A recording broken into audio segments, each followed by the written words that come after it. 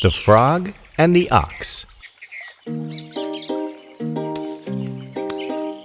One day, a little frog came hopping up to a big frog who was sitting by the pond. The little frog looked really excited. "What happened?" asked the big frog. "Oh, Father, I have seen the biggest frog in the world," said the little frog. "It was as big as a mountain. It had horns on its head, a long tail, and its nose was divided into two." "Ha!" said the big frog.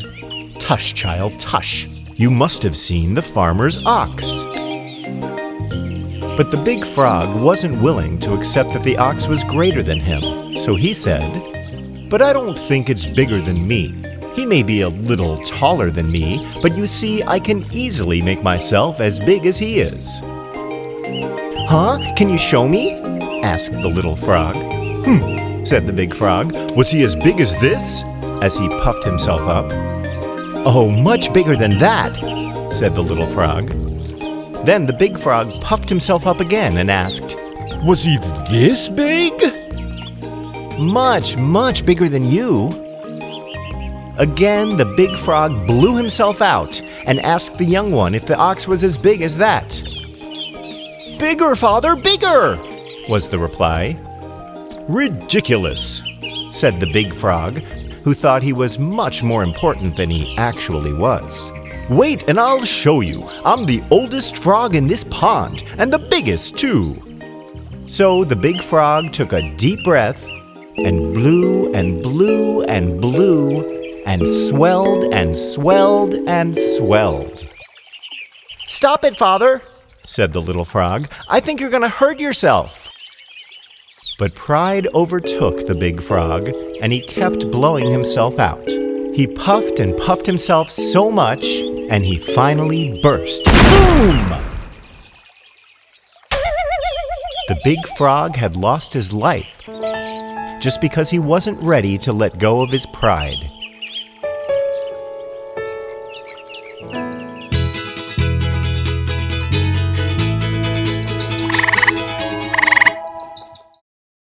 The Rooster and the Fox. It was a bright evening, and the sun was sinking on a glorious world. A wise old rooster flew into a tree to roost. He flapped his wings 3 times and crowed loudly. The powerful crow of the rooster was heard across the forest, and it also got the attention of a hungry fox who was searching for food. The fox came near the tree where the rooster was standing, and he thought of a plan to bring the rooster down. Just as the rooster was about to sleep, he saw the red fox standing down. "Have you heard of the wonderful news?" cried the fox in a very joyous and excited manner. "What news?" asked the rooster calmly. The rooster was afraid of the fox, and he knew that the fox was here with some wicked plans. "Your family and mine and all other animals have agreed to forget their differences and live in peace and friendship from now on forever. Just think of it. I simply cannot wait to embrace you. Do come down, dear friend, and let us celebrate this moment," said the fox. "How grand," said the cock. "I am certainly delighted by the news," but he spoke in an absent way, and stretching upon tiptoes, seemed to be looking at something afar off. "What is it you see?" asked the fox anxiously. "Why, it looks to me like a couple of dogs are headed this way. They must have heard the good news and—" But the fox did not wait to hear more. He started to run away. "Wait!" cried the cock. "Why are you running? The dogs are your friends now." "Of course, yes," answered the fox. "But they might not have heard the news. Besides, I had a very important errand that I had almost forgotten about."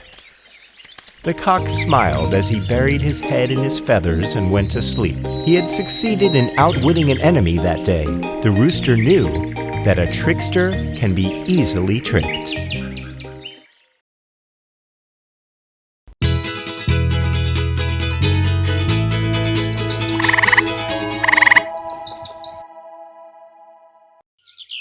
The Miller, His Son, and the Ass. One day, a long time ago, an old miller and his son were on their way to market with an ass which they hoped to sell. They drove him very slowly, for they thought they would have a better chance to sell him if they kept him in good condition. As they walked along the highway, some travelers laughed loudly at them. "What foolishness," cried one, "to walk when they might as well ride the donkey." The miller did not like to be laughed at, so he told his son to climb up and ride. They had gone a little farther along the road when 3 merchants passed by. "Oh ho, what have we here?" they said to the boy. "Respect old age, young man. Get down and let the old man ride." Though the miller was not tired, he made the boy get down and climbed up himself to ride, just to please the merchants.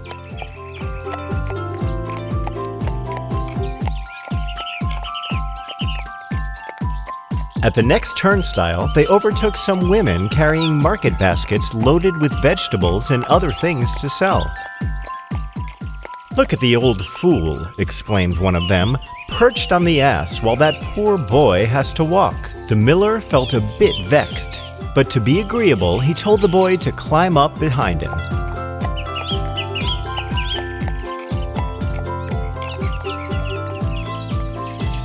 They had no sooner started out again than a loud shout went up from another company of people on the road. "What a crime," cried one, "to load up a poor dumb beast like that. They look more able to carry the poor creature than he to carry them." "They must be on their way to sell the poor thing's hide," said another.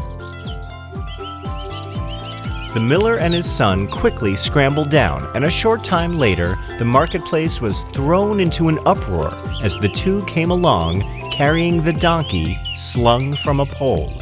A great crowd of people ran out to get a closer look at the strange sight. The ass did not dislike being carried, but so many people came up to point at him and laugh and shout that he began to kick and bray. And then, just as they were crossing a bridge, the ropes that held him gave way, and down he tumbled into the river. The poor miller now set out sadly for home. By trying to please everybody, he had pleased nobody, and lost his ass besides.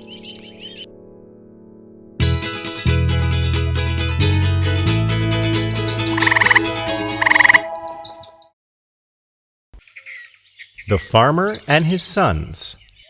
A long time ago, a rich old farmer, who felt that he had not many more days to live, called his sons to his bedside.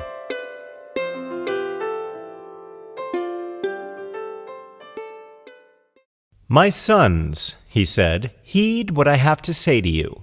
Do not on any account sell the estate that has belonged to our family for so many generations. Somewhere on it is hidden a rich treasure. I do not know the exact spot, but it is there, and you will surely find it. Spare no energy and leave no spot unturned in your search." The father died, and no sooner was he in his grave than the sons set to work digging with all their might.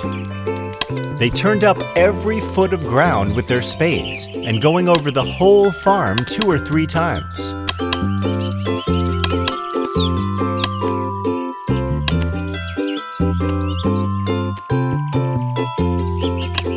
In spite of all the efforts, they did not find any hidden gold.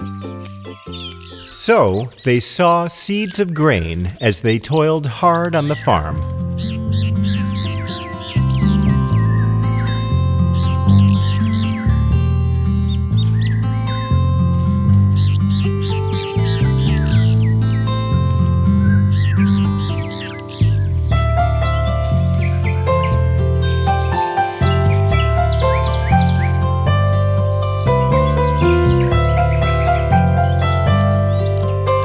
Harvest time, When they had settled their accounts and had pocketed a rich profit far greater than that of any of their neighbors,